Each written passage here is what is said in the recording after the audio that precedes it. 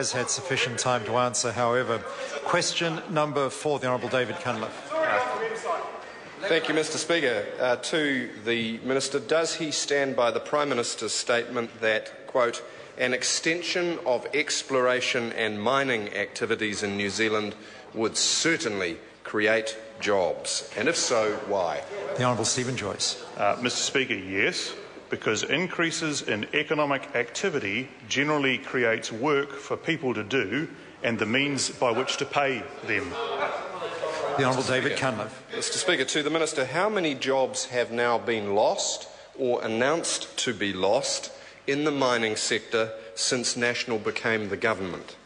The Honourable Stephen Joyce. Mr Speaker, I do not have that to hand, but if the member is interested, I can tell him that there have been some job losses and some proposed job losses. There is also very significant job creation going on, including just a few weeks ago when I was in Taranaki. And I appreciate the members don't want to hear about economic growth in the New Zealand environment, where in the Methanex area, Methanex have just employed more people. In fact, they had 500 more people working on Methanex's Motunui plant to actually increase and get their methanol production up. Tods are investing also in Taranaki. We've also had Tods building a new power station in Taranaki. And if we want to look beyond the oil and gas sector, Mr Speaker, we can also... you don't want to hear about jobs, Mr Cunliffe? Point of order, the Honourable David Cunliffe. Order.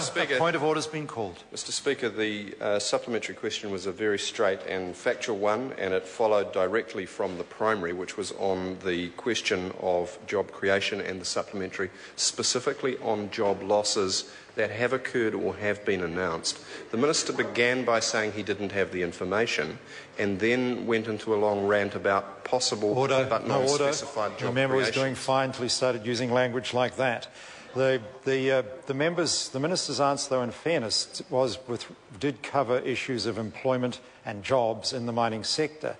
He said that he didn't have exact figures on the jobs lost, but he was able to identify several operations in the mining sector that have been employing more people recently. Now, that he wasn't attacking any other party. I don't think that was an unreasonable answer.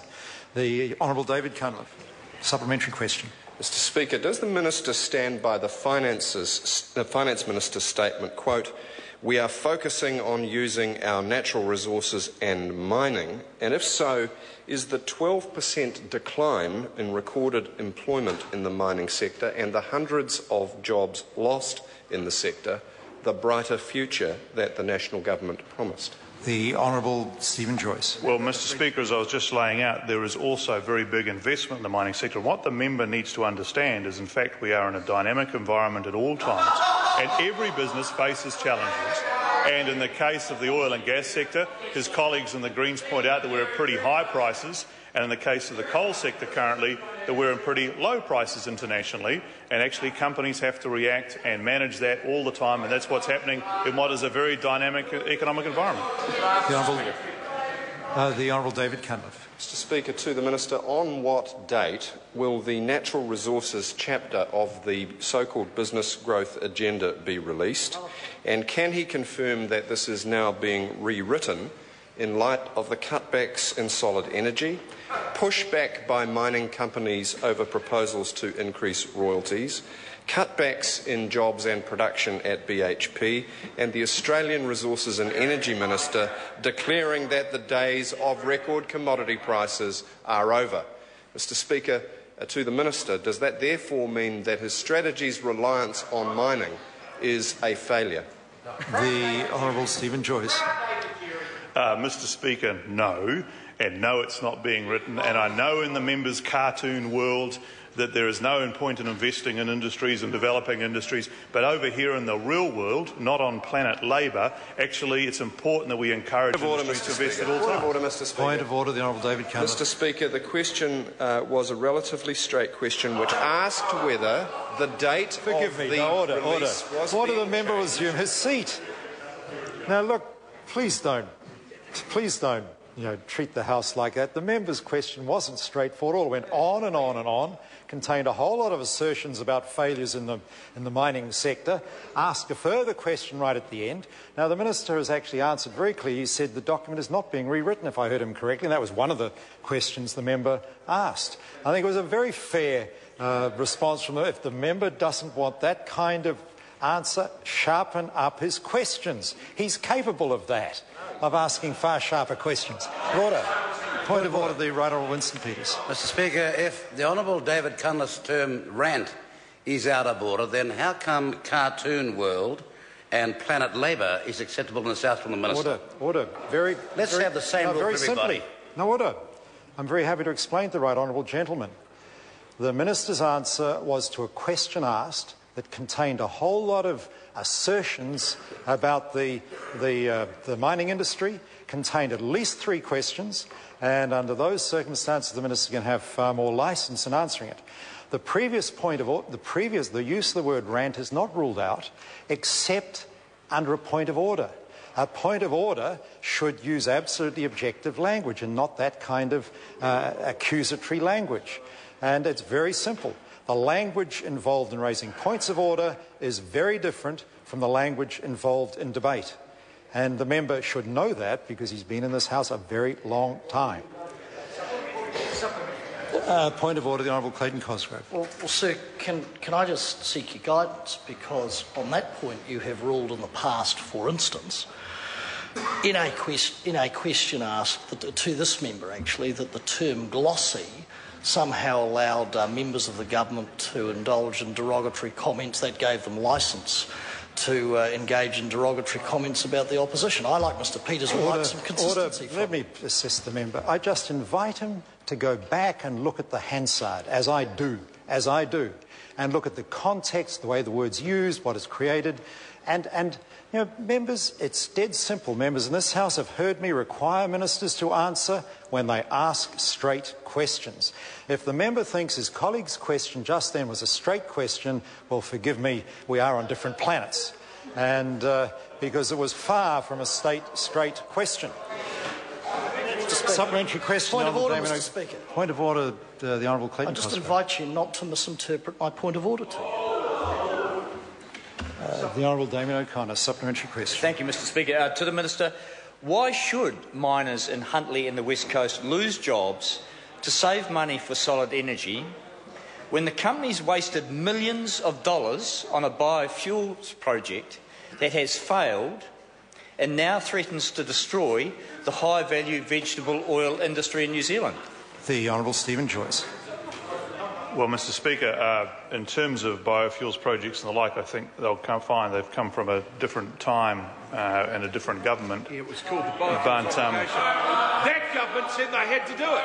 And I think anyway. Biofuels obligation. But to the substance. Joking piece of policy. To the substance. No, it wasn't. Order. Now this order. Now order. The House will come to order. The Leader of the House should know better than to be interjecting loudly beside an open microphone, and that kind of interjection across the House is totally unnecessary. The Honourable Stephen Joyce to answer the question. I think the point that was being made was that the biofuels obligation was created by the previous government, and that's right, and it was created beyond expectations, beyond obviously, which was challenging for Solid Energy. But the member's wider point is that I would respond that it is very tough when there's any change of jobs, when a company has to change responds to the environment. And the reality in the case of Solid Energy, as we know, that the international coal prices has affected things not just in this country but in Australasia as well. And we're encouraging the board and management of Solid Energy to do the absolute right thing for their workers and for the business. Supplementary question, the Honourable Damien O'Connor. How sustainable is an industry if assurances of capital investment, mine expansion and job growth can be promoted to West Coast business leaders and 2 months later can be reversed to potential job cuts, a freeze on capital expenditure and a rundown in infrastructure? Or is this all about simply adding to the identifiable resource while costs are slashed so that the government may attract investors for its asset sales program? The Honourable Stephen Joyce. Mr Speaker, the member seems to have donned Mr Mallard's tin hat. The reality of the situation is this, that, well, I'm answering the question. I was responding to the member's assertions at the end of his question. In terms of the first part of the member's question, it is a challenging environment that this company is operating in, and international prices in a number of areas change, and companies have difficult circumstances at some times and positive circumstances at others, and actually they have to work to respond to that situation. It's called being in business, and it's challenging, and it is difficult in the case of Solid Energy at the moment, but the board and management are being encouraged to work through it. The Right Honourable Winston Peters. Can I ask the Minister, what does the high and volatile New Zealand dollar mean for the future of mining activities in New Zealand, given yesterday's announcement by Solid Energy concerning hundreds of Spring Creek miners' jobs losses? The Honourable Stephen Joyce.